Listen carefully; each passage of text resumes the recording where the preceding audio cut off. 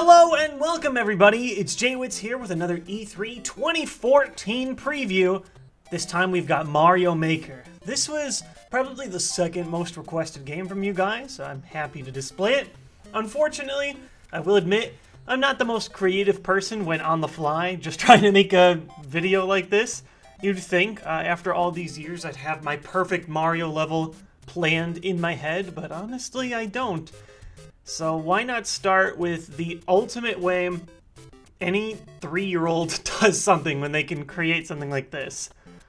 Hi guys, this is Mario Maker. So right away you can tell the gamepad is just so perfect for something like this. Now I've played a lot of games where you can create levels, things like Little Big Planet, and while it is nice to build levels, it's not quite what I would call intuitive. The gamepad was born for this kind of game, and so as soon as I heard Mario Maker was going to be a thing, it was sort of early leaked. Someone took a very early picture of Nintendo's booth.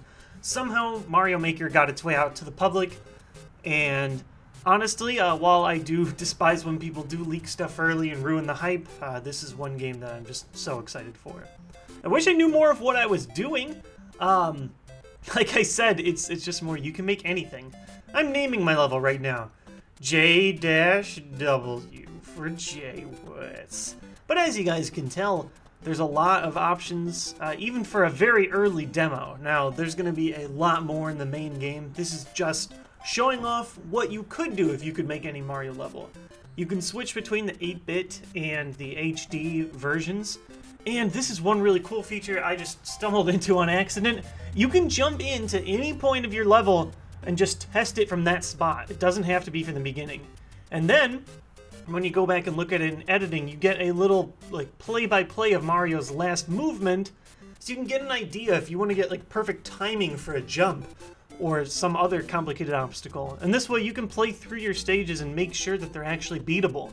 So at any point, you can just rewind to the beginning, fast forward. It's like Prince of Persia Mario, just while testing your stage to make sure it works. So naturally, I just made a bunch of enemies just eat a shell so I can get all these 1-ups. Why not? Grab some TheJWittz coins. Ta-da! This is a beatable stage. Now, I don't think you could adjust how long the stages were, at least at this point, but I know this is not a completed game. This is something that's not out for a little while. I'm just trying it again on the NES version. Why not? Still cool. Everything has sort of this shadow behind it, so it looks a little bit sleeker than if it were just straight on the NES. And I'm going Prince of Persia again, rewinding because I was sad I got hit by Hammer Bro. Ta-da! Now, I'm sure people can do things much more creative than I can with this, even with this early tool, so I decided to check out 3 of the demo stages it came with. This one right away, look at all those Paragoombas. Look at all these Koopas. Oh my goodness, look at all those Hammer Bros. So one thing this thing handles really well is heavy amounts of enemies, which is something that you'll never see in a typical Mario game. And so what I'm hoping happens from this technology, I'm hoping we get a lot more customization features, length, different types of backdrops, very easy ways to share, ways to vote on other people's levels, things like that. So seeing all these hammers, oh my goodness, I decided, okay, look at this. They're giving us constant ammo with this Koopa that comes out to fire on all of these jumping Hammer Bros. So I'm just trying to set up as many shells as I can, and this just plays unlike anything I've ever done before. Just this stage. This is just one random demo. It's nice to have experimental stages like this. Now, when it comes to 1-on-1 and a Hammer Bro, I'm usually not very good, so I bailed on that stage and moved on to the second one. Here, we've got a unique mechanic where you need to bust this block with these guys as they're moving up and down. Now, they actually do pass through the block, so if you don't make that first jump, you're done. And then here, classic, shell piling through, check it out. Eat it, piranhas. How do you like that? How do you like that? Now, right away, one of the faults you could have with a game like this is, look, I am in a pretty sticky situation. I have to do the classic run and crouch. Come on. Come on. I've done this before. You guys saw my Minus World video. Mario can do weird things. He can make this. We just need to believe. There we go. So it's not perfect. Obviously, you would normally kick that out and jump over the top, but You know, with creative stages, you can do weird things like this. You can have strange solutions, and I still got hit because I'm bad. And off to the exit. Excuse me, guys. Excuse me. Ta-da!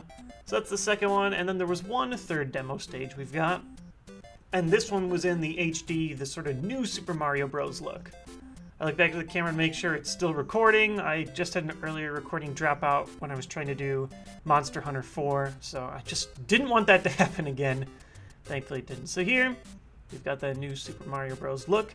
And I have gone on record many times saying, like, I'm kind of tired of new Super Mario Bros. Just because they've made so many similar games. You know, there was new Super Mario Bros. And new Super Mario Bros. 2, and new Super Mario Bros. U, and new Super Mario Bros. Wii, and they all felt like the same game to me. But I am actually kind of excited because now the whole world is open. If this game comes out with enough customization features and people can make some really crazy, extra challenging levels, this could become a really, really awesome tool. Maybe we'll get like Mario with a Meat Boy level difficulty to it, and that would be great. Anyway, that's my preview of Mario Maker. As always, you can click the subscribe button at the top to get alerts when my new videos come out, and I've got more E3 gameplay videos coming soon. Thanks for watching, and see you at the next vid.